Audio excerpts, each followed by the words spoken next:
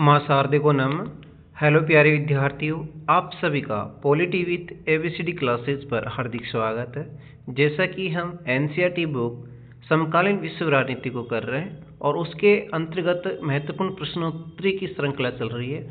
आज हमारी महत्वपूर्ण एनसीईआरटी की जो समकालीन विश्व राजनीति है उसकी 11वीं क्लास है और हमारा जो अध्याय होगा वो है समकालीन विश्व में सुरक्षा। इसका फर्स्ट टेस्ट है जिसमें मल्टीपल जो क्वेश्चन रहेंगे आपके वो 1 से 15 तक क्वेश्चन इस वीडियो में लिए गए हैं जो पूर्णतः एनसीईआरटी बुक पर आधारित है, जो आपकी 12वीं बोर्ड परीक्षा, स्कूल व्याख्याता, UGC net, PhD, assistant professor, अन्य प्रतियोगी परीक्षाओं के लिए ये उपयोगी है। तो हम चलते हैं बिना देरी किए हुए महत्वपूर्ण प्रश्नोत्तरी की ओर।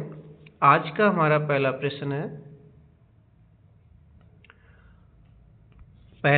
हमारा आज का कि किसके नेतृत्व में अल-कायदा नामक समूह के आतंकवादियों ने जब 11 सितंबर 2001 के दिन अमेरिका पर हमला किया तो अमेरिका ने इस्लामी उग्रवादियों के खिलाफ मोर्चा खोल दिया। हमारा पहला क्वेश्चन क्या है कि किसके नेतृत्व में अल-कायदा नामक समूह के आतंकवादियों ने जब 11 सितंबर 2001 के दिन अमेरिका पर हमला किया तो अमेरिका ने इस्लामी उग्रवादियों के खिलाफ मोर्चा खोल दिया। Option A Nasir al Wuhayshi, option B Ahmed Abdi Godane, option C है Osama bin Laden, option D है अबू बकर अल बगदादी। तो इसका राइट आंसर क्या होगा बच्चों? तो इसका राइट आंसर होगा option C Osama bin Laden. तो आपको ध्यान रखना है, यहाँ 2 प्रश्न बन रहे हैं।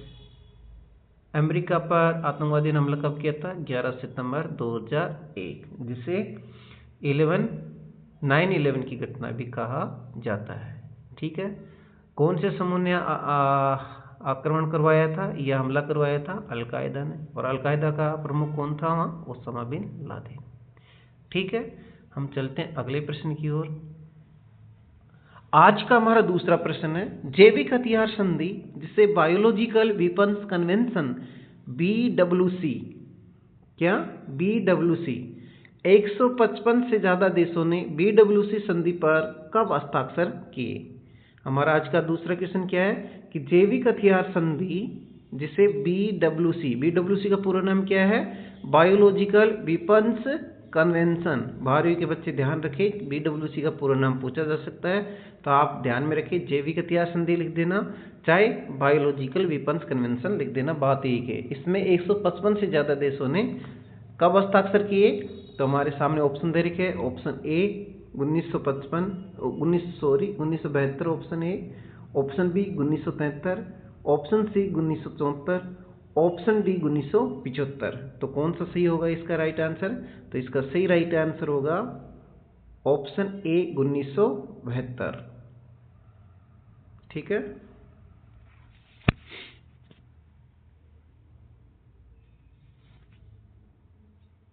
हमारा तीसरा क्वेश्चन है कि रासायनिक हथियार संधि CWC, जिसका क्या नाम है? केमिकल्स वेपन्स कन्वेंशन, ये भी ध्यान रखना है। CWC 181 देशों ने CWC संधि पर कब हस्ताक्षर किए? हमारा क्वेश्चन तीसरा क्या है कि रासायनिक हथियार संधि केमिकल वेपन कन्वेंशन 181 देशों ने CWC संधि पर कब हस्ताक्षर किए हैं?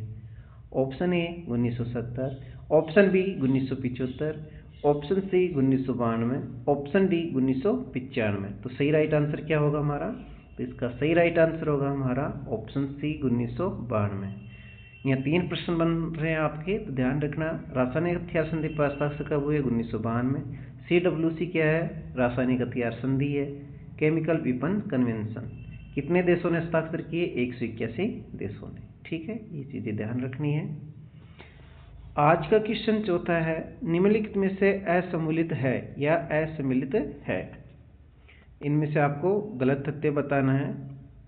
ऑप्शन ए एंटी बैलिस्टिक मिसाइल संधि ABM का पूरा नाम एंटी बैलिस्टिक मिसाइल संधि कब होती है? 1972 में। ऑप्शन बी परमाणु अप्रसार संधि, जिसे NPT बोला जाता है, न्यूक्लियर नॉन प्रोलिफेरेशन। NPT का पूरा नाम क्या है? न्यूक्लियर नॉन प्रोलिफेरेशन ट्रीटी 1968 में। ऑप्शन सी है जैविक हथियार संधि बायोलॉजिकल वेपन कन्वेंशन 1972, और ऑप्शन डी है रासायनिक हथियार संधि केमिकल वेपन कन्वेंशन 1997। अभी हमने किया था और आपको प्रश्न ध्यान में है और उसका उत्तर भी ध्यान में है, तो आप इनमें से सही राइट आंसर ढूंढ सकते हो कि कौन सा गलत है। ठीक है, तो चलो चेक करते हैं। ऑप्शन ए ये बिल्कुल सही है, ऑप्शन ए बिल्कुल सही है। एंटी बैलिस्टिक मिसाइल संधि 1972 में होती है, ध्यान रखना। ऑप्शन बी परमाणु अप्रसार संधि एनपीटी, ये बिल्कुल सही है, 1968 में होती है। ऑप्शन सी जैविक हथियार संधि बायोलॉजिकल वेपन कन्वेंशन, ये भी देखा था हमने, 1972 में होती है, ये भी सही है। रासायनिक हथियार संधि केमिकल वेपन कन्वेंशन CWC, ये अभी हमने देखा था, ये 1997 में नहीं है बल्कि 1992 में होना चाहिए, इसलिए ये प्रश्न हमारा गलत हो जाएगा और यही इस प्रश्न का आंसर होगा। ठीक है, आगे समझ में, तो बहुत इंपॉर्टेंट क्वेश्चन है ये सभी प्रतियोगी परीक्षाओं के लिए और प्रत्येक विद्यार्थी जो क्लास 12th में पढ़ रहे हैं। आज का हमारा 12वां प्रश्न, इनमें वो सारे प्रश्नों को समाहित किए जिस प्रकार के प्रश्न बने जा सकते हैं, बन रहे हैं और बनते आ रहे हैं हमारी, चाहे प्रतियोगी परीक्षा हो। वैसे ऐसे क्वेश्चन ज़्यादातर प्रतियोगी परीक्षाओं में ही पूछे जाते हैं, 12th के लेवल पे नहीं पूछा जाता, लेकिन जानकारी के लिए और अपनी समझ बढ़ाने के लिए बच्चों को ये तथ्य याद हो जाए और प्रतियोगी परीक्षा की तैयारी करने वाले बच्चों को प्रश्नों की जो प्रकृति है वो समझ आ जाए, इसलिए ऐसे प्रश्न थोड़ा बनाया है। ठीक है, तो चलते हैं हम आज के 5वां प्रश्न हमारा परमाणु अप्रसार संधि न्यूक्लियर प्रोलिफरेशन ट्रीटी NPT 1968 के बारे में दिए गए कथनों पर विचार करना है। हमारे सामने दो कथन दे रखे हैं। कथन एक, जिन देशों ने 1967 से पहले परमाणु हथियार बना लिए थे उनका परीक्षण कर लिया था, उन्हें इस संधि के अंतर्गत हथियारों को रखने की अनुमति दी गई है। कथन दो, जो देश 1967 तक ऐसा नहीं कर पाए थे उन्हें ऐसे हथियारों को हासिल करने के अधिकार से वंचित किया गया। दोनों कथन देख लिए, अब ऑप्शन देखते हैं हम। केवल एक कथन सही है, केवल एक दोनों कथन गलत है। ऑप्शन सी केवल एक सेकेंड कथन सही है, यानी 2 सही है। ऑप्शन डी एक दोनों सही है। तो आराम से इस प्रश्न को पढ़िएगा, आराम से कथन दोनों को देखिएगा, क्या सही है क्या गलत है, क्या एक सही है क्या 2 सही है, क्या दोनों सही है क्या दोनों गलत है। तो इसका सही राइट आंसर होगा दोनों ही सही है, ये भी सही है और ये भी सही है। ठीक है, हमारा क्वेश्चन आज का है 6वां क्वेश्चन, सिर्फ राज्य नहीं व्यक्ति और समुदाय यह कहे कि समूची मानवता को सुरक्षा की जरूरत है, इसी कारण सुरक्षा की किस धारणा को मानवता की सुरक्षा अथवा विश्व सुरक्षा कहा जाता है। हमारा आज का 6वां क्वेश्चन क्या है कि सिर्फ राज्य नहीं व्यक्ति और समुदाय यह कहे कि समूची मानवता को सुरक्षा की जरूरत है, इसी कारण सुरक्षा की किस धारणा को मानवता की सुरक्षा अथवा विश्व सुरक्षा कहा जाता है। ऑप्शन ए पारंपरिक, ऑप्शन बी गैर पारंपरिक, ऑप्शन सी अपारंपरिक और ऑप्शन डी गैर अपारंपरिक। तो इसका सही राइट आंसर क्या होगा बच्चों, बताओ। तो इसका सही राइट आंसर होगा ऑप्शन सी अपारंपरिक। ठीक है,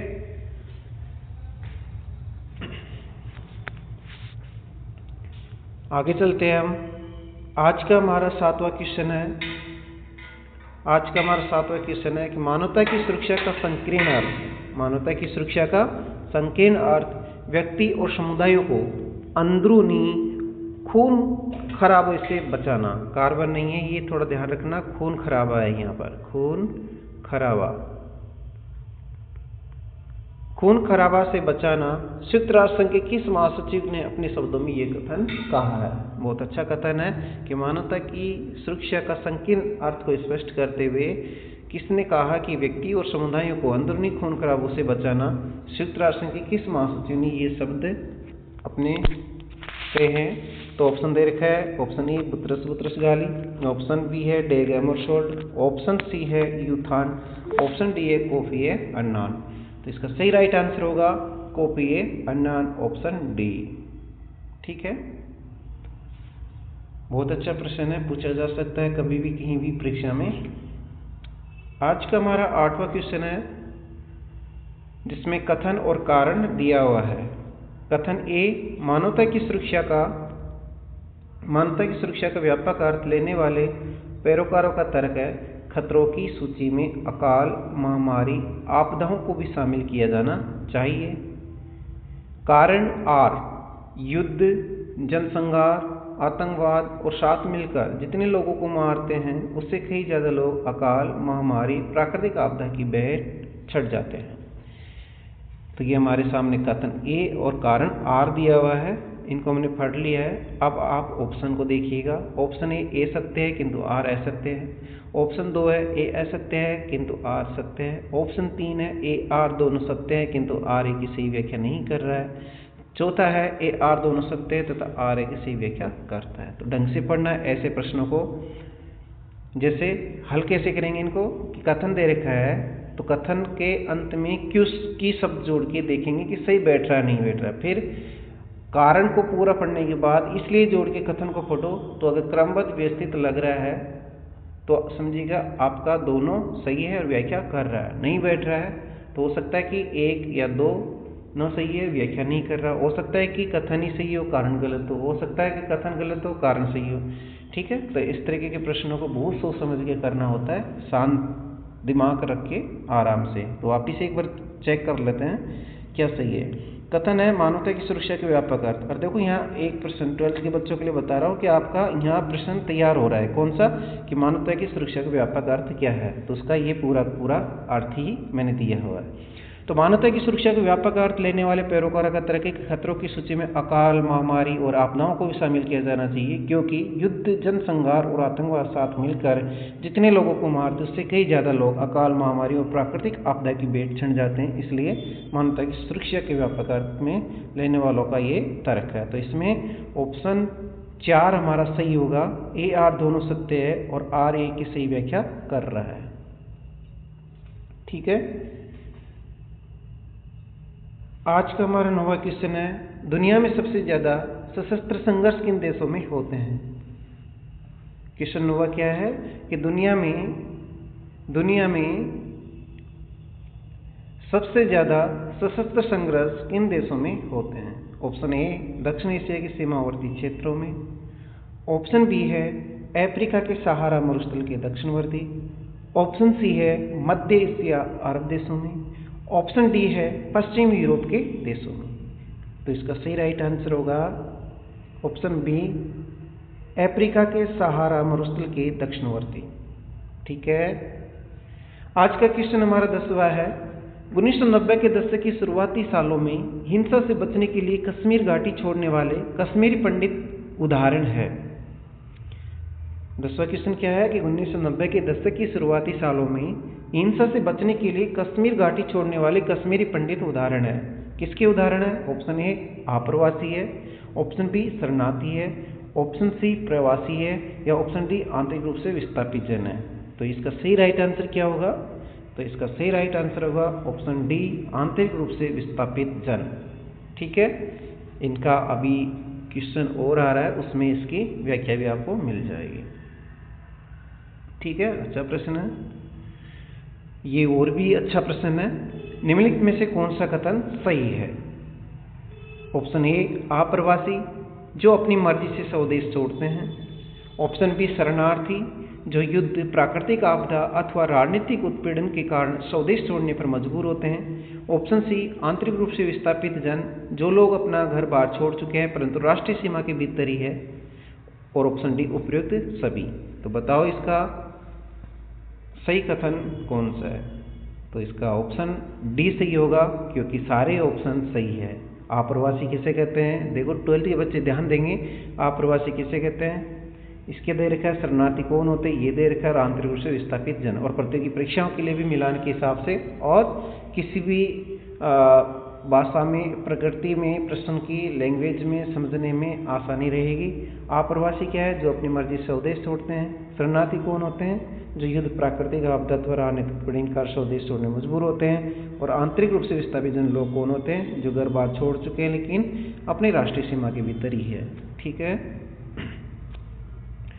आज के क्वेश्चन हमारा 12वां है, 1990 से 1995 के बीच 70 देशों के मध्य कुल कितने युद्ध हुए हैं और इसमें लगभग 55.5 लाख लोग मारे गए हैं। क्वेश्चन 12वां क्या है कि 1990 से 1995 के बीच 70 देशों के मध्य कुल कितने युद्ध हुए हैं और इसमें लगभग 55.5 लाख लोग मारे गए। Option A 1990, option B 1991, option C 1993, option D 1995। तो इसका सही राइट आंसर क्या होगा? तो इसका सही राइट आंसर होगा 1993, ऑप्शन सी। 1993, option C. ठीक है, अगला प्रश्न हमारा क्वेश्चन नंबर 13 है, सार्स का पूरा नाम क्या है? सार्स क्या है? एक महामारी होती है, उसका पूरा नाम पूछा गया है। तो सार्स का पूरा नाम क्या है? जिस प्रकार से एड्स है, बर्ड फ्लू है, इसी प्रकार से सार्स है। तो सार्स का पूरा नाम क्या है? सार्स का पूरा नाम है, ऑप्शन दे रखे हैं हमारे सामने, A severe acute respiratory syndrome, option B है syndrome acquire respiratory syndrome, option C है severe actress responsibility system, option D है सहारा अफ्रीका रूस साउथ एशिया। तो इसका सही राइट आंसर होगा option A severe, option A severe acute respiratory syndrome. ये SARS का पूरा नाम है। आज का क्वेश्चन 14वां है, अफ्रीका को ज़्यादा गरीब बनाने में महत्वपूर्ण घटक साबित हुआ है। इनमें से बताना है कि अफ्रीका को ज़्यादा गरीब बनाने में महत्वपूर्ण घटक साबित हुआ है। ऑप्शन ए अकाल, option B HIV AIDS, option C Ebola virus, option D hepatitis C. तो इसका सही राइट आंसर क्या होगा? इसका सही राइट आंसर होगा ऑप्शन बी HIV एड्स। आज का हमारा अंतिम प्रश्न है क्वेश्चन नंबर 15वां, 1990 के दशक के उत्तरार्ध के सालों से किस देश ने मेडकाउ महामारी के भड़क उठने के कारण अरबों डॉलर का नुकसान उठाया है? आज का 15वां क्वेश्चन क्या है? 1990 के दशक के उत्तरार्ध के सालों से किस देश ने मेडकाउ महामारी के भड़क उठने के कारण अरबों डॉलर का नुकसान उठाया? Option A America, option B Bharat, option C Africa, option D Britain. तो इसका सही राइट आंसर क्या होगा? तो इसका सही राइट आंसर होगा ऑप्शन डी ब्रिटेन। ठीक है, एक बार रिवीजन कर लेते हैं फास्ट।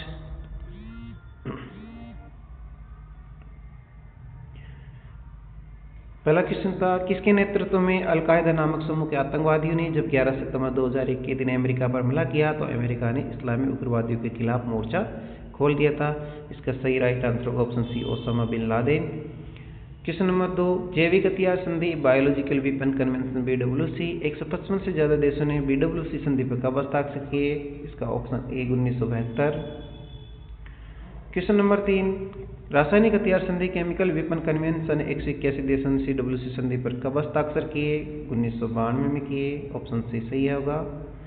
क्वेश्चन नंबर 4, निम्न से असम्मिलित है, सारे सम्मिलित है, डी सम्मिलित नहीं है।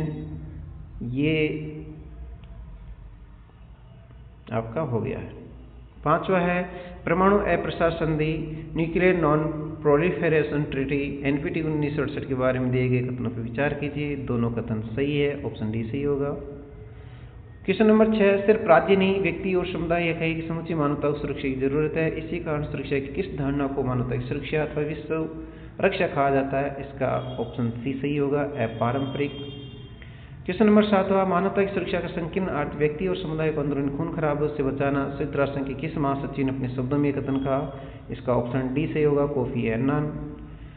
क्वेश्चन नंबर 8, दोनों कथन और कारण सही है, इसका ऑप्शन 4 सही होगा और सही व्याख्या कर रहा है। क्वेश्चन नंबर 9, दुनिया में सबसे ज्यादा सशस्त्र संघर्ष किन देशों में होते हैं? ऑप्शन बी सही होगा, अफ्रीका के सहारा मरुस्थल के दक्षिणवर्ती। क्वेश्चन नंबर 10, 1990 के दशक के शुरुआती सालों में हिंसा से बचने के लिए कश्मीरी घाटी छोड़ने वाले कश्मीरी पंडित को उदाहरण है? ऑप्शन डी आंतरिक रूप से विस्थापित जन सही होगा। क्वेश्चन नंबर 11, निम्न में से कौन सा कथन सही है? सारे कथन सही है। क्वेश्चन नंबर 12, 1990 से 95 के बीच 70 के देशों के मध्य कुल कितने युद्ध हुए? इसमें लगभग 55.5 लाख लोग मारे गए। इसका उत्तर 93 होगा। 13वां क्वेश्चन, सार्स का पूरा नाम क्या है? सीवियर एक्यूट रेस्पिरेटरी सिंड्रोम होगा। 14वां क्वेश्चन, अफ्रीका को ज्यादा गरीब बनाने में महत्वपूर्ण घटक साबित हुआ है? HIV ads. क्वेश्चन नंबर 15, 1990 के दशक के उत्तरार्ध के सालों से किस देश ने मेडकाउ महामारी के बढ़ घुटने के कारण अरबों डॉलर का नुकसान उठाया? ये हो गया आपका ब्रिटेन। इसी के साथ आज का वीडियो पूरा होता है। देखो बच्चों, आप लोगों के लिए कम टाइम पे अच्छे क्वेश्चन आप भले ही देख लो, प्रतियोगी परीक्षा की तैयारी करने वाले बच्चों को देख लो, चाहे कोई अच्छी संस्था को देख लो, चाहे कितनी बड़ी और पॉपुलर संस्था हो, कोचिंग सेंटर हो, जब उनके वीडियो आते तो आप देखा करो 10 क्वेश्चनों में वो एक घंटा लगा देते हैं। 10 क्वेश्चन समझाने के चक्करों में या उसको बताने के चक्करों में आपके लिए वो एक घंटा बर्बाद कर देते हैं, जबकि परीक्षा के लिए आप लोगों के लिए बहुत कीमती समय रहता है, क्योंकि 1 घंटे के अंदर आप 10 क्वेश्चन से क्या 100 क्वेश्चन का मैटर पढ़ सकते हो आप। तो इस चीज़ को मैं ध्यान रखता हूँ और मैं कम से कम 15 क्वेश्चन से कम नहीं बनाता हूँ, और एक वीडियो में ज़्यादा क्वेश्चन इसलिए नहीं लेता कि बच्चों के हित में और बच्चों को सलूत रहे याद रखने में इनमें। तो इस हिसाब से मैं 15 क्वेश्चन न्यूनतम लेता हूँ, ज़्यादातर 20 ले सकता हूँ, 25 ले सकता हूँ, या 2 वीडियो में 15-15 बनाने की कोशिश करता हूँ अगर कोई एक ही टॉपिक है तो, या बड़ा टॉपिक है तो अलग अलग कालखंडों में बांट दिया। और अगर प्रतियोगी परीक्षाओं के संदर्भ में बात की जाए तो 50 क्वेश्चन बनाना भी ठीक है एक वीडियो में, अगर आप नियमित रूप से बना रहे हो तो। लेकिन आपने देखा होगा मैं 15 क्वेश्चन बनाया, मात्र अपने 20 मिनट में ये पूरे हो गए। आप इन्हीं 15 क्वेश्चनों को देखिएगा, आप बड़े बड़े कोचिंग सेंटरों से डाले जा रहे हैं या बताए जा रहे हैं, पढ़ाया जा रहा है, तो आपको वो कितना टाइम खा जाता है। और ये बात समझाने के तो आपने पढ़ तो रखा है, समझ तो रखा है, आपको चाहिए तथ्य, आपको चाहिए अच्छा फैक्ट है, आपको चाहिए अच्छी नॉलेज है, आपको चाहिए अच्छे प्रश्न किस प्रकार के बन रहे हैं, कहाँ से बन रहे हैं, क्योंकि किताबें आपके पास होती है, समझ लगभग सबकी विकसित हो जाती है। और कुछ चीज़ें नहीं होती है तो उसे हम किसी के मार्गदर्शन से समझ लेते हैं, या हमारे गूगल भी हमारी हेल्प कर देता है, या वीडियो जो समझाने के लिए अलग से पढ़ाए जाते हैं वहाँ समझ लेते हैं। लेकिन प्रश्नों में क्या समझाना, प्रश्नों में तो अगर कोई चीज़ नहीं समझने वाली होती उसको ज़रूर बोल देना चाहिए, लेकिन उनको इतना लंबा खींच देना जो बिना काम के कारण से आपका समय इतना ख़राब होता है कि आप भी बोरिंग से महसूस करते रहते हो और कभी कभी परेशान हो जाते हो। लेकिन करें क्या, पढ़ना पड़ता है, करना पड़ता है। इस वजह से आप लोगों की मजबूरी समझ के आप उन संस्थाओं के वीडियो ज़्यादातर देखते हो जो बड़े संस्था है।